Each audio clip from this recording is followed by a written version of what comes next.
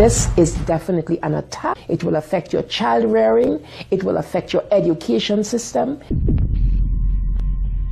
This is instructions for the teacher in the classroom to ask her or his students, how do people express their sexual feelings? What is abstinence? And here are some answers. Oral sex, masturbation, anal sex, massage, holding hands, touching each other's genitals, saying, I like you. And what they're doing is equating all these things. Saying, I like you is equal to anal sex. It is pornography. Men, especially on the House floor, did not want to look at. We couldn't show this on the television news, but yet we want our 4th grade children to be looking at this book. In the name of sexuality education, children are seeing obscene materials that have been ruled by Congress and by the Supreme Court impossible to show to children. An online CSE program for African youth called The World Starts With Me tells children that sexuality includes oral sex and masturbation. It then tells them it's their own choice if they want to lose their virginity. It shows children pictures of naked girls and boys in various stages of development, and then asks them to point out differences in their private parts. Parents likely will never know, as it is all done online away from home. They have elementary students as young as 9 years old. Then they teach them how to wear a condom. And they have this plastic genitalia, and they even have young girls. They're teaching them how to put a condom on a male genitalia and boys how to put a condom on a woman genitalia without the knowledge and consent of the parents. They're giving them handouts, negotiating sexual encounters with other students. For example, there are statements like this: can I take your shirt off? It makes me hot when you touch me here. Is it okay if I take my pants off? Where we in Latin America, we still have a lot of poverty. We have communities that don't have fresh water, that don't have electricity. Focus is completely shifted from basic needs. They get comprehensive sexual education without the consent of parents, taking and deconstructing also the family. My brother Luigi and I had an opportunity to go to the United Nations and give a speech on the UN floor. I told them how Planned Parenthood was passing out a booklet for HIV positive youth at the United Nations called Healthy, Happy and Hot. This is for the kids who have AIDS. It teaches about sexual pleasure through masturbation with same-sex partners and even if you are drunk.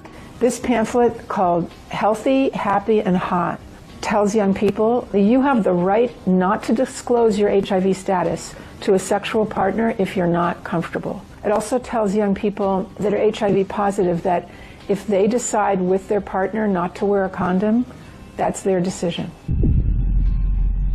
The World Health Organization standards for sexuality education in Europe actually suggest that children ages 0 to 4 should be given information about masturbation and given the right to explore their gender identities. For ages 4 to 6, children should be taught about same-sex relationships and respect for different norms regarding sexuality.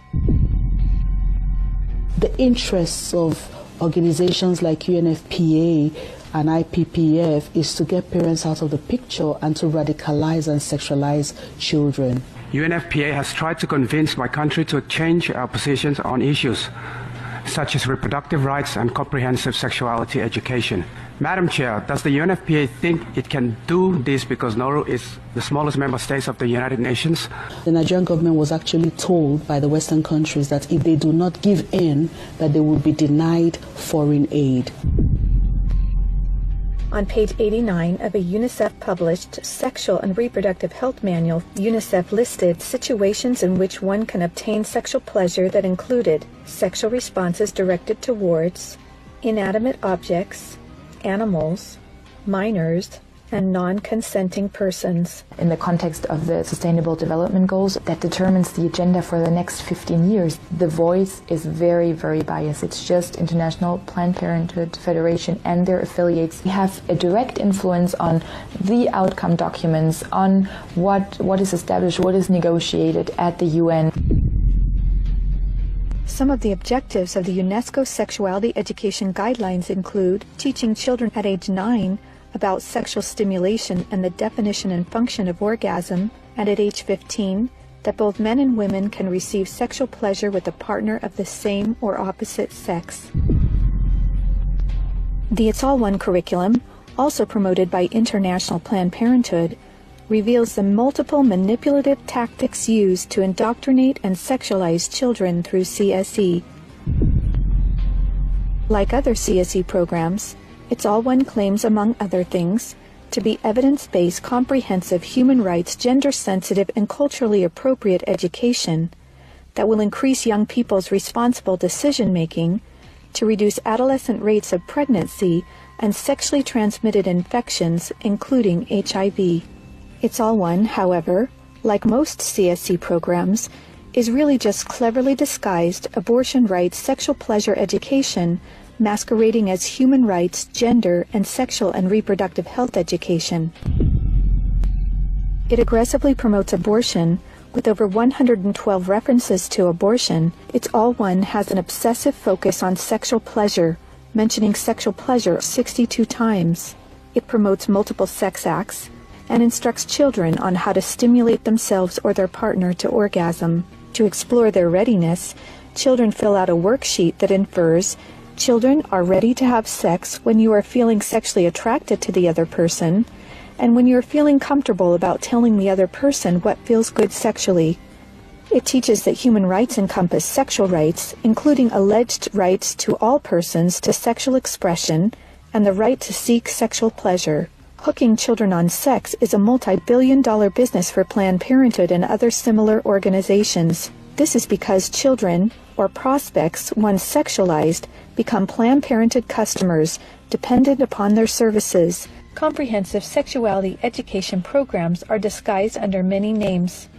They may be called comprehensive sex or sexual education, education on human sexuality, reproductive health education, information on sexual and reproductive health, family life education, teen pregnancy prevention, rape prevention, anti-bullying programs, HIV/AIDS prevention, and sometimes even abstinence or abstinence plus education.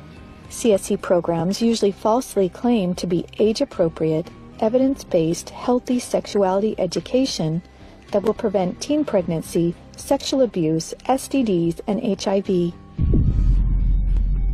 One of the handouts that concerns me the most is called the Genderbread Person. They teach that gender is a spectrum, that you can choose to be whatever you want. You could be all female one day and the next day feel like you're neither female or male. Frankly, it's confusing. It's mental molestation. We're confusing these kids as to what they are. From a medical perspective, when sexual freedom is the priority, then sexual health is going to suffer. There are laws in Oregon where children as young as 15 can get taxpayer-funded sex changes without parental consent. You can't have an aspirin at school without parental consent. However, a student could make these life-altering, permanent decisions without their parental knowledge or consent.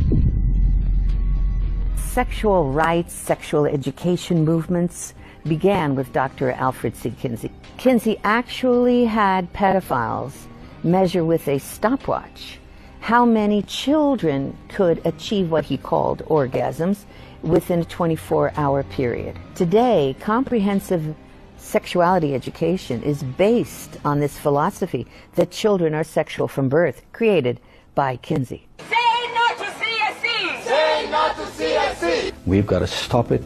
We've got to use everything at our disposal. We have to stand together to stop this attack against our children. And they have all this funding and this organization, but we know that if we stand together, we can do something for the family, for the children. We stopped the Kinsey sexuality education program in Croatia. It is time for parents to say, no, my family is mine. My wife is mine. I am hers. Our children are ours.